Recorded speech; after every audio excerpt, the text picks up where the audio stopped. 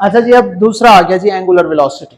Next, angular velocity time rate of change, वक्त के लिहाज से तब्दीली ऑफ एंगुलर डिस्प्लेसमेंट में इज कॉल्ड एंगुलर वेलोसिटी। तो ये ओमेगा से जाहिर किया जाता है, delta theta over delta t, change in displacement divide by time, कि यहाँ से यहाँ तक डिस्प्लेसमेंट में चेंज आया है, एंगल इंक्रीज हुआ है विद रिस्पेक्ट टू टाइम, और आगे जाएंगे तो ये और चेंज होगा। ठीक है, it is a vector quantity denoted by omega, इसको ओमेगा से जाहिर करते हैं, और इसका जो फार्मूला है omega is equal to delta theta over delta T है।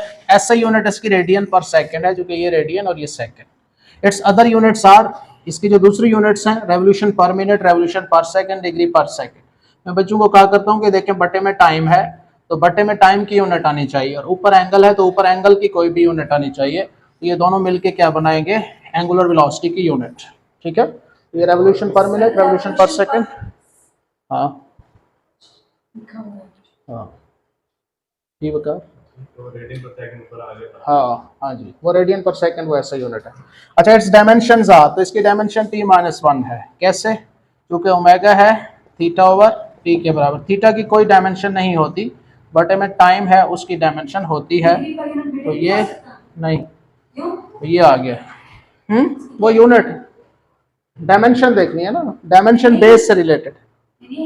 डिग्री पर आपने रेवोल्यूशन पर मिनट लिख लिया, हाँ, डिग्री पर मिनट हो सकता है, क्यों नहीं हो सकता। ये तो चंद एक लिखे है ना मैंने, कोई भी ऊपर एंगल हो नीचे टाइम हो। डिग्री पर आवर भी हो सकता है, रेवोल्यूशन पर आवर भी हो सकता है। ठीक है, ऊपर एंगल हो नीचे टाइम हो। डायरेक्ट, हाँ जी, रेवोल्यूशन पर ईयर भी हो सकता है। Direction is along the axis of rotation, तो ये ओमेगा की जो डायरेक्शन है अलोंग द एक्सिस है। ठीक है, ये पार्टिकल यहाँ पे है और वो ऐसे घूम रहा है, तो जो एक्सिस ऑफ रोटेशन है उधर ओमेगा की डायरेक्शन होगी। ठीक है, थीटा की डायरेक्शन भी उधर ही थी। अच्छा जी, its direction is determined by right hand rule, और वो राइट हैंड रूल से आप पॉइंट करेंगे, जो एक्सिस ऑफ रोटेशन है उसको ग्रैस्प करेंगे, तो जिधर थंब होगा उधर एंगुलर वेलोसिटी की डायरेक्शन होगी। These are the basic things, हम इसकी बेस बना रहे हैं।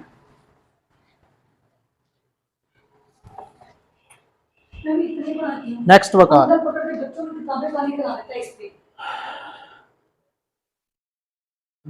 बस।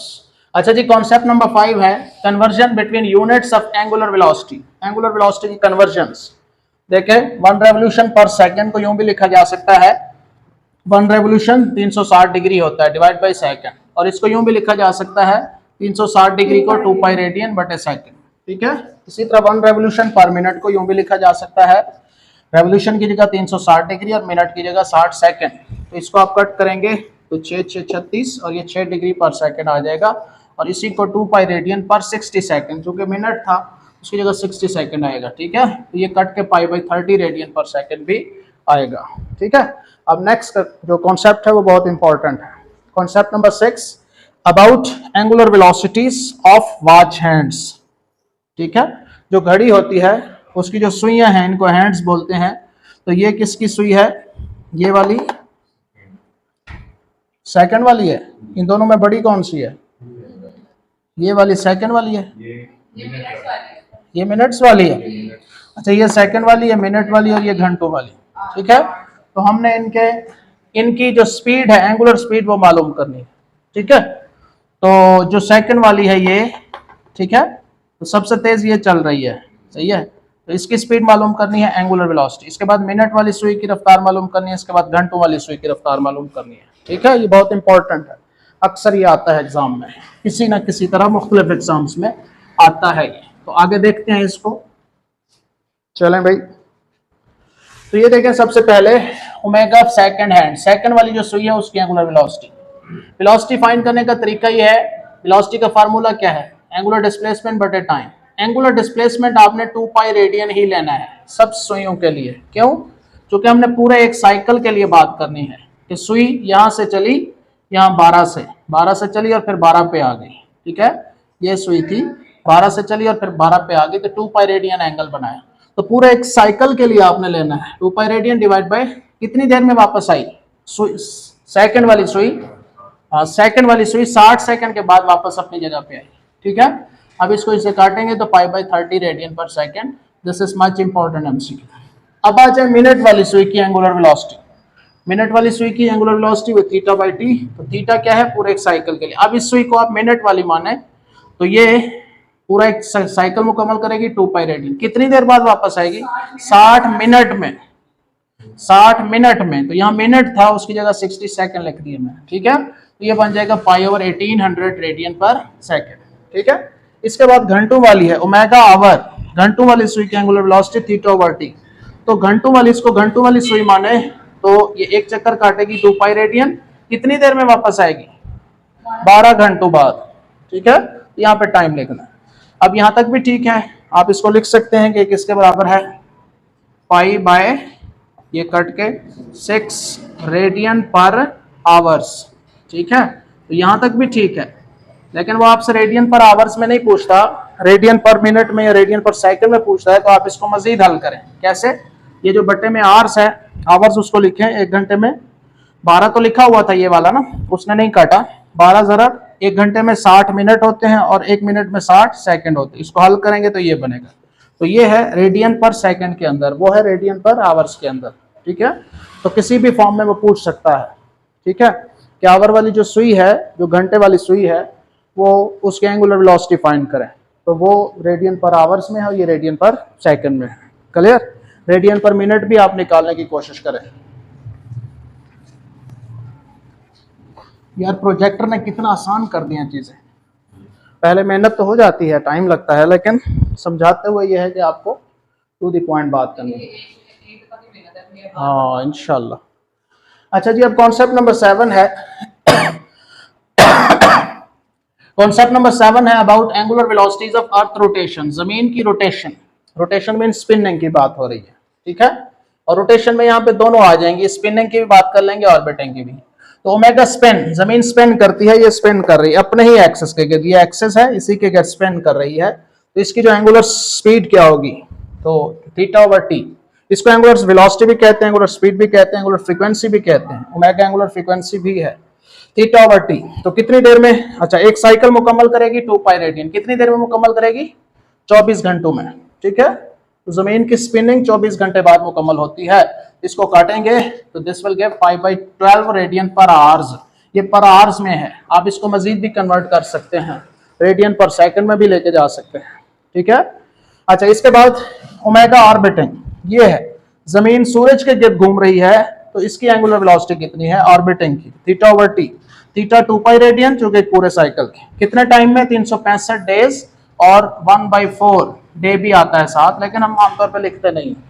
वैसे जो एक साल है वो 365/1/4, ये 365 सही 1/4, ठीक है। इतने डेज का एक ईयर होता है, लेकिन हम आमतौर पे 365 डेज। तो ये जमीन सूरज के गिर्द 365 डेज के बाद मुकम्मल करती है एक चक्कर। तो इसके लिए ये आएगा π/182 रेडियन पर डेज। इसको आप मजीद कन्वर्ट कर सकते हैं रेडियन पर मिनट, रेडियन पर आवर्स में, रेडियन पर मिनट्स में, रेडियन पर सेकंड में, जितना आगे चलते जाएं। तो वो जिसमें पूछे उसी में आपने बताना है, ठीक है। ये भी बहुत इंपॉर्टेंट है।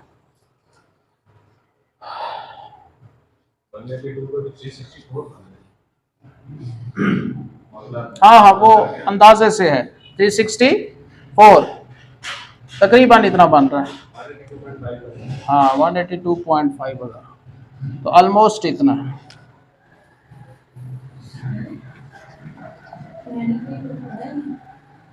अच्छा जी, ratios of a few angular velocities.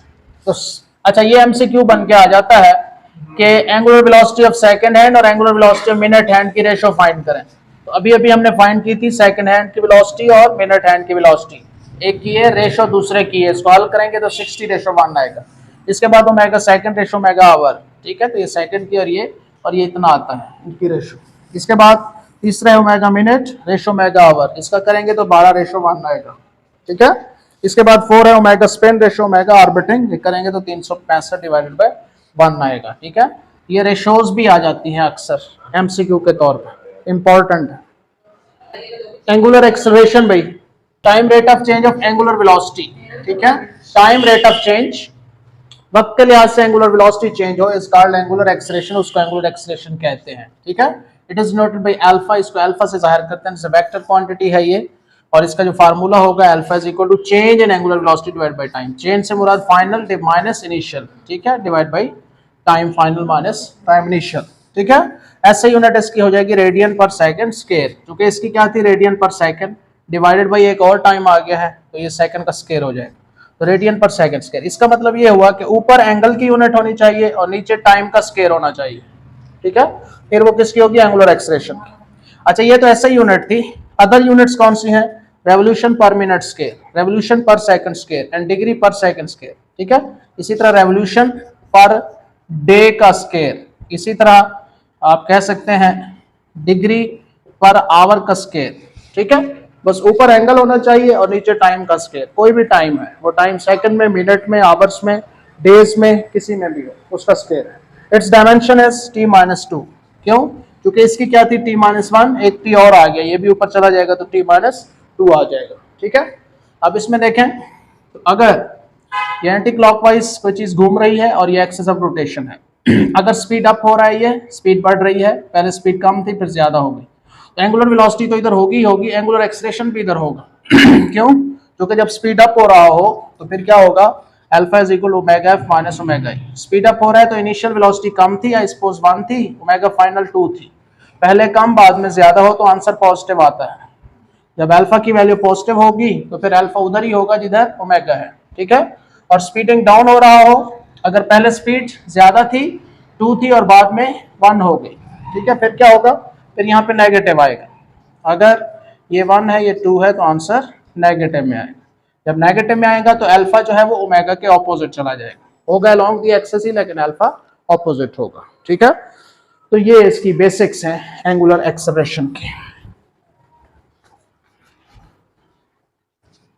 Javeri her class को पढ़ाने का ना अपना अंदाज, आईसीएस को पढ़ाने का अपना अंदाज, मेडिकल एक्सीलेंट है तो उसको पढ़ाने का अपना अंदाज, पीपीएससी है तो उसकी अपनी डोज, कहाँ पे कितना ज्यादा है वो हर लिहाज से अपना। नेक्स्ट है जी फाइंडिंग डायरेक्शन। डायरेक्शन कैसे फाइंड करेंगे कि एंगुलर एक्सेलरेशन की डायरेक्शन किधर है, upward downward, it's direction is along the axis of rotation, तो इसकी भी अलोंग द एक्सिस ही होती है जिस तरह थीटा और ओमेगा की थी। Direction is found by right hand rule, और वो राइट हैंड रूल से आप फाइंड करेंगे। राइट हैंड रूल क्या है ये सबको पता है, ठीक है। इसके बाद average angular acceleration, angular acceleration की टाइप्स हैं, उनमें से एक एवरेज है। एवरेज एंगुलर एक्सेलरेशन क्या होती है कि alpha average is equal to change in omega over change in, यानी कि एवरेज एंगुलर एक्सेलरेशन से मुराद टोटल चेंज से मुराद final minus initial over time, ठीक है, तो वो टोटल चेंज होगा। Total change in velocity divide by time is called average angular acceleration. और इंस्टेंटेनियस एंगुलर एक्सेलरेशन क्या है, अगले सफे पे आ रहा है।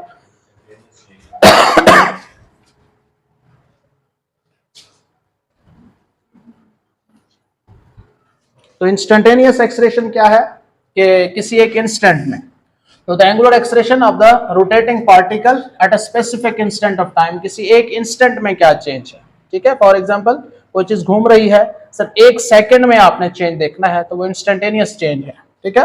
It is the angular acceleration for the limiting value, यानी कि change in angular velocity per time की limited value when the time approaches to zero, time जो है वो टोटल के मुकाबले में थोड़ा हो। अगर एक बॉडी रोटेट कर रहा है 2 घंटों के लिए तो उसके मुकाबले में 1 सेकंड में अगर आप मेजर करें चेंज तो वो बहुत थोड़ा है, इसलिए उस वक्त 1 सेकंड में जो चेंज फाइंड करेंगे वो इंस्टेंटेनियस एंगुलर एक्सेलरेशन होगा, और उसका फार्मूला ये है, ठीक है।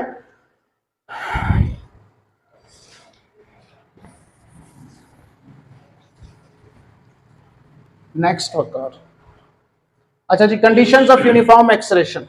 अगर एक्सेलरेशन यूनिफॉर्म है तो उसके लिए क्या कंडीशन है, if the average angular acceleration is equal है किसके, to the instantaneous angular acceleration, then the body is moving with uniform angular acceleration, यानी कि अगर वो उसमें भी यही होगा, अगर एवरेज एंगुलर एक्सेलरेशन बराबर हो जाए किसके, अल्फा इंस्टेंटेनियस के, ये एफ में, तो फिर हम कह सकते हैं कि जो हमारा अल्फा है वो यूनिफॉर्म है, ठीक है। तो ये कंडीशन है यूनिफॉर्म एक्सेलरेशन की, एवरेज लें वो भी वही हो, इंस्टेंटेनियस लें वो भी वही हो। ये कुछ इंफॉर्मेशन है कि आपका पार्टिकल किस प्लेन में रोटेट कर रहा है। रोटेटिंग प्लेन कौन सी है, rotational plane X Y plane है, मिसाल के तौर पर ये एक्स एक्सिस है, ये वाई एक्सिस है, तो ये प्लेन आपकी एक्स वाई प्लेन।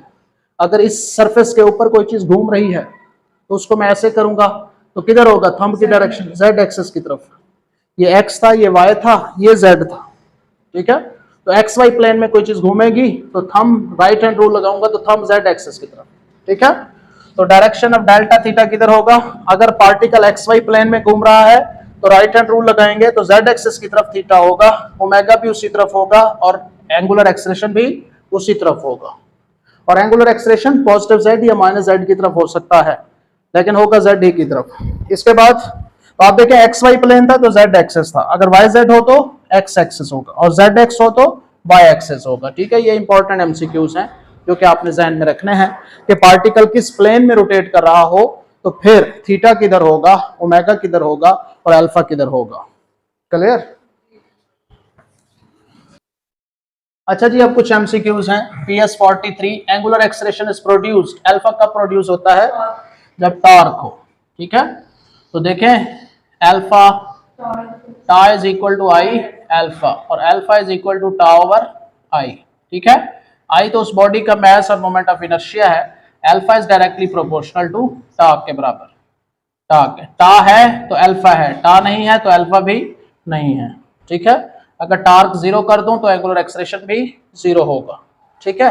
ये बिल्कुल ऐसे ही है जैसे F is equal to M A था और A is equal to F over M. M तो वो मैस है जो घूम रहा है, लेकिन वो तो जाहिर है नॉट इक्वल टू जीरो है या कांस्टेंट है, A is proportional to F.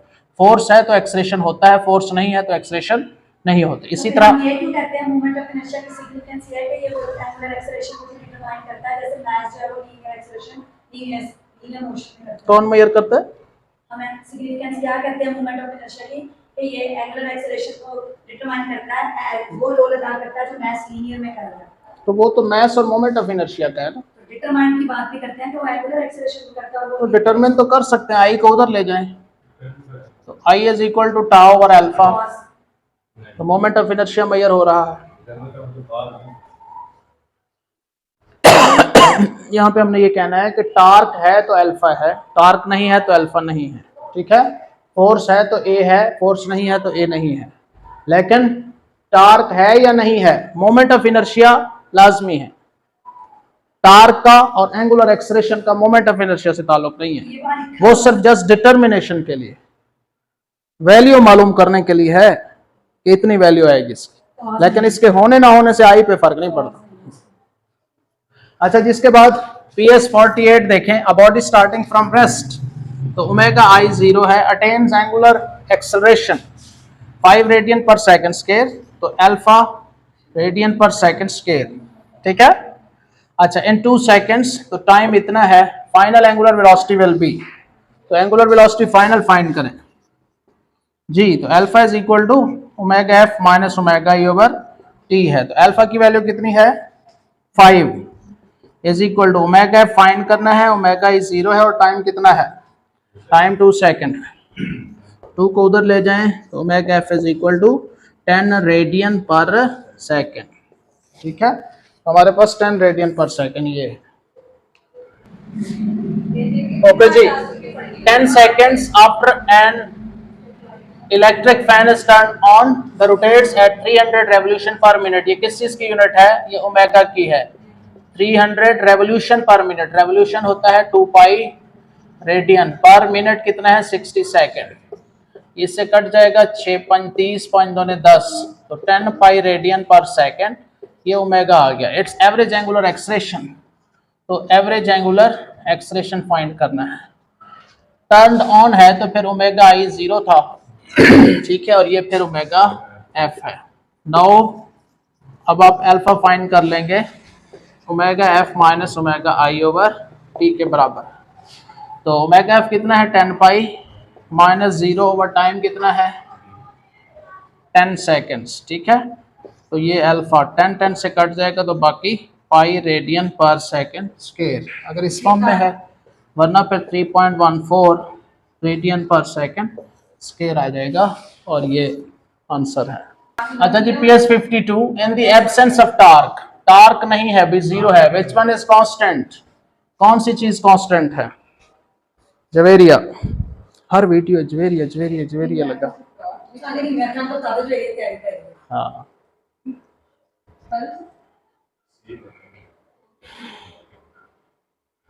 जी सारा, सोचो पुत्र सोचो, शाबाश। अगर टॉर्क 0 तो h1 is constant.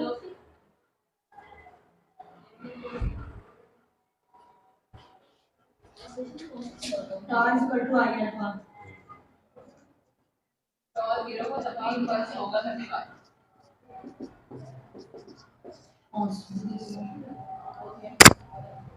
Alpha constant होगा। बड़ी बात। ये चीज मुझे सबसे ज्यादा जहर लगती है कि जी 0 0 0 आ गई थी, वो कांस्टेंट ही है। एंगुलर एक्सेलरेशन 0 है। हां सही है। ओके।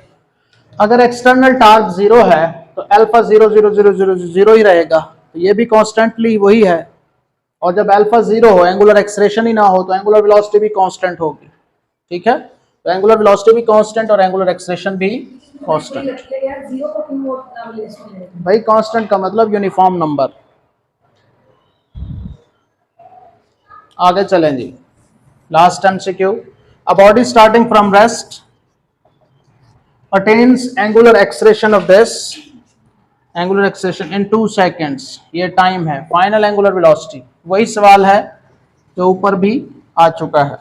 तो alpha is equal to omega F minus omega I over T. तो अल्फा की वैल्यू 5 है, ओमेगा एफ की कितनी है फाइंड करनी है, -0 और ये 2 आ गई। वही वाला सवाल है। अच्छा, 10 रेडियन पर सेकेंड, बस वो 2 दफ़ा आ गया। एक्चुअली मैंने उसको काटना था और यहाँ पे लिखना था, इस वजह से।